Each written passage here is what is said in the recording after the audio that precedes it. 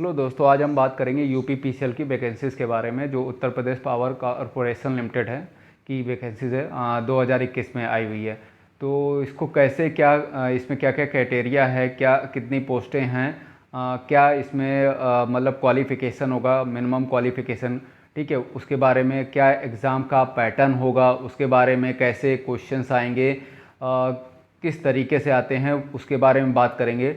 ठीक है, दूसरा इसमें कितने मतलब जनरल की सीटें हैं, ओबीसी एससी ईडब्ल्यूएस की कितनी सीटें हैं उसके बारे में बात करेंगे। बेसिक्स के बारे में कि उसकी सैलरी कितनी बेसिक्स है वो बात करेंगे। क्या क्राइटेरिया, क्या कट ऑफ रहेगा उसके बारे में मैं आज बताऊंगा। इसके बारे इस वैकेंसीज़ के बारे में आपको करना क्या है कि एक प्रॉपर मतलब एक नोट बना लेना है, वहाँ पे इसको नोट डाउन कर लेना है और उसी अकॉर्डिंग आपको ये तैयारी करनी है। अगर आप यूपीपीसीएल की जॉब चाहते हैं तो वाकई में आपको मेहनत करनी पड़ेगी।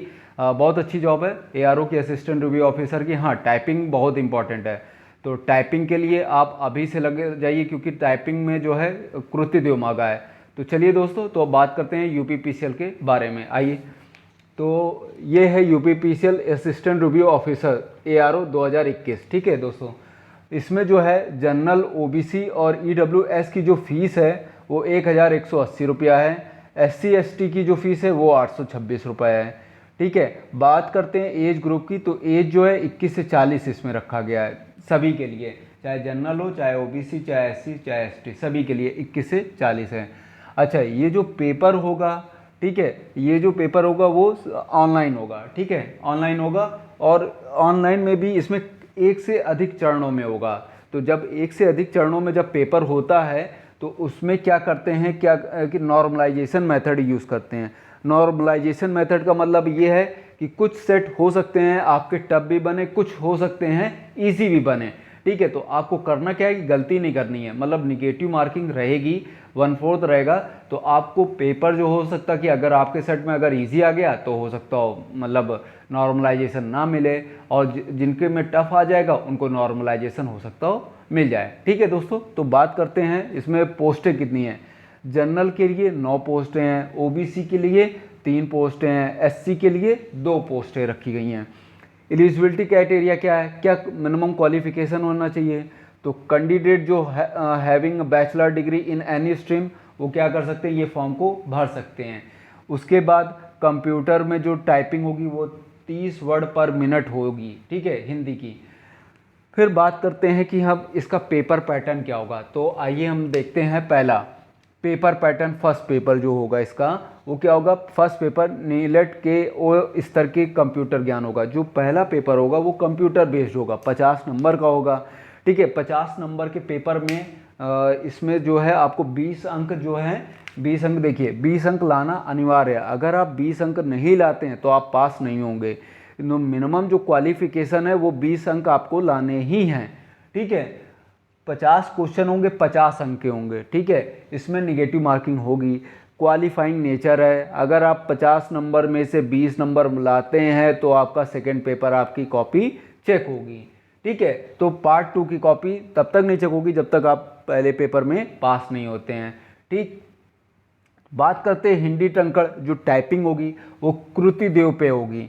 कृति देव 0110 या 016 फॉन्ट में ली जाएगी आपकी। तो आपको करना क्या है, टाइपिंग की अभी से तैयारी करने लगनी चाहिए। ठीक है, क्योंकि जो टाइपिंग है वो टफ होती है, कृति देव का थोड़ा टफ होता है, तो आपको अभी से ही स्टार्ट कर देनी चाहिए, आ जाएगी। जब तक आपका पेपर होगा तब तक आपकी टाइपिंग बहुत अच्छी हो जाएगी। तो जैसे आज मैंने ये लेक्चर कंप्लीट करा, अपना वीडियो बनाया, तो कल से आप प्रिपरेशन में टाइपिंग में आप पर डे आधा घंटा देने लगिए, तो आपकी टाइपिंग क्या होगी, अच्छी हो जाएगी। बात करते हैं क्या है पार्ट 2 की। पार्ट 2 में पेपर पैटर्न कैसा बनेगा।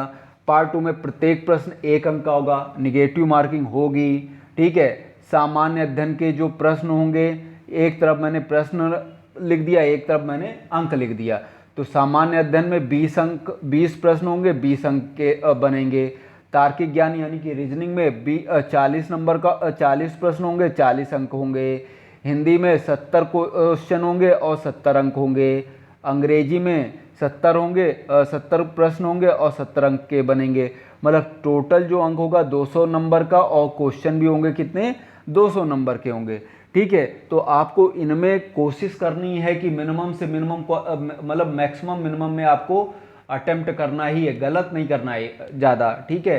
क्योंकि जब आप गलत कर देते हैं तो नॉर्मलाइजेशन आपको मिलता नहीं है, ठीक है। नॉर्मलाइजेशन उतना नहीं मिलता कि आपने पता चला कि किसी पेपर को 200 क्वेश्चन के पेपर में आपने 30 क्वेश्चन गलत कर दिए, तो आप नॉर्मलाइजेशन बहुत अच्छा नहीं मिलेगा आपको, ठीक है। तो आपको करना क्या है, बहुत कम गलत करना है। अगर आपसे नहीं भी होता है, नहीं पेपर अटेम्प्ट ज़्यादा हो रहे हैं, तो आपको गलत नहीं करना है, ठीक है। जो कंप्यूटर के बात करते हैं, कंप्यूटर के क्वेश्चन में जो लास्ट ईयर का जो पेपर हुआ है ARO का, UPPCL का, ठीक है, वो टफ आया था, ठीक है। क्वेश्चन जो कंप्यूटर के थे टफ आए थे, तो आपको कंप्यूटर बहुत सही से पढ़नी है, ठीक है।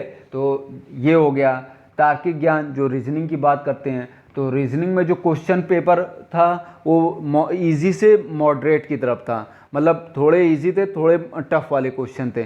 तो आपको रीजनिंग में बहुत अच्छी पकड़ बनानी है, समझ लीजिए, ठीक है, तभी आपका पेपर क्लियर होगा। फिर बात करते हैं करंट अफेयर्स पे। करंट अफेयर्स पे आपको ज़्यादा ध्यान देना, क्योंकि इजी से टफ पूछा था, तो हर एक पार्ट को आपको पढ़ डालना है। करंट अफेयर्स में कोई चीज़ छोड़नी नहीं है आपको, ठीक है।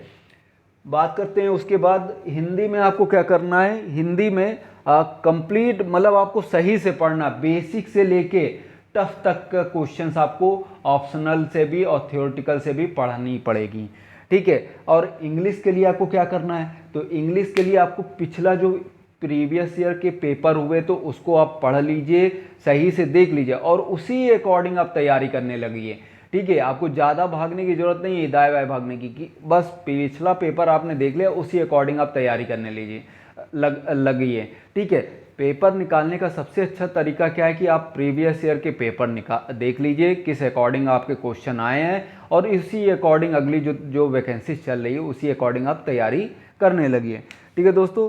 तो ये मैंने बता दिया, ये बता दिया, ये बता दिया, ठीक। बात करते वेतन में, तो भैया 36,800 रुपया मिलेगा। हाँ, UPPCL में सेलेक्ट होने का सबसे अच्छा फ़ायदा क्या है कि आपको बिजली फ्री हो जाएगी। तो पहले लेकिन आपको रिटर्न इसका निकालना पड़ेगा। रिटर्न क्या है, मतलब पूरा जब आप सेलेक्ट हो जाएंगे तभी ये आगे का प्रोसीजर है, तो आप समझ लीजिए कि आपको ये एग्ज़ाम क्लियर करना पड़ेगा, ठीक। तो ये मैंने आपको बता दिया है कैसे क्या करना है, कैसे आपका क्वेश्चन पेपर आएगा। बात करते हैं दूसरा, एक और चीज़ मैं बताना भूल गया कि अगर आप 200 में से सेफ स्कोर क्या है 135 से 140 तक, ठीक है। अगर 135 से 140 आप लाते हैं तो समझ लीजिए पास जरूर हो जाएंगे, और आपको मतलब ये हो जाएगा कि स्किल टेस्ट देने को मिलेगा। तो आप इसको सही से पढ़ लीजिए, सही से फॉलो कर लीजिए और मेहनत करने लगिए। अगर आप चाहते हैं कि एक UPPCL में, Uttar Pradesh power corporation limited में अगर आप नौकरी चाहते हैं तो सही से मेहनत करिए, डेफिनेटली आपका हो जाएगा। प्रीवियस ईयर के क्वेश्चन पेपर देख लीजिए, उसको नोट डाउन कर लीजिए, कहाँ से मतलब कैसे क्वेश्चन बने हुए हैं टफ वाले, और क्या क्या कहाँ से उठाए गए हैं, उस क्वेश्चन को देख लीजिए, मतलब कौन कौन से टॉपिक को ज़्यादा टच करा गया, उसका एक आपने एक पेज में नोट कर लिया, और 1 बाय 1, और उसी अकॉर्डिंग आपने पढ़ने लगे। दूसरी बात मैं आपको बताऊं कि कभी भी एग्ज़ाम तैयारी करने के लिए आपको करना क्या है कि जो भी एग्ज़ाम होने वाला है उसके लिए आपको एक PDF जो मतलब सिलेबस का PDF आप निकाल लीजिए, या नहीं अगर सिलेबस जारी किया गया है तो आप पिछले पेपर का, प्रीवियस ईयर के पेपर ले लीजिए और उसी अकॉर्डिंग आप तैयारी करने लगिए। तो उससे बेनिफिट ये हो जाता है कि आपके दिमाग में वो जो चीज़ें होती हैं ना कि कौन सा टॉपिक मेरा छूटा, वो छूटेगा नहीं। दूसरा, आपकी पकड़ अच्छी हो जाएगी, ठीक है। एग्ज़ाम में बैठने का और अटेम्प्ट करने का जो आपका जो रेशियो होगा वो और ज़्यादा बढ़ जाएगा। पेपर निकालने का ये तरीका जो मैं बोल रहा हूँ, यही तरीका होता है कि आपको प्रीवियस ईयर के पेपर और दूसरा जो आपका सिलेबस है उसको ज़रूर ध्यान रखना है कि कौन से क्वेश्चन, कौन से टॉपिक आपको टच करते हैं, ठीक है। उसको आपको सही से पढ़ लेना है, बस आपका सिलेक्शन पक्का हो जाएगा। तो ये जो मेरा वीडियो था इसी पे था, आप इसको सही से पढ़ लीजिए और डेफिनेटली आपका हो जाएगा, ठीक है दोस्तों। तो अगर ये आपको लेक्चर मेरा जो मैंने आपको बताया बहुत अच्छा लगता है तो आप अपने दोस्तों में, भाई बहनों में, सभी में शेयर करिए और बताइए, ठीक है दोस्तों। तो ठीक है दोस्तों, तो मैं मिलता हूँ आपको नेक्स्ट वीडियो में, आपको नए कुछ चीज़ों के बारे में नई चीज़ बताते हुए। थैंक यू दोस्तों।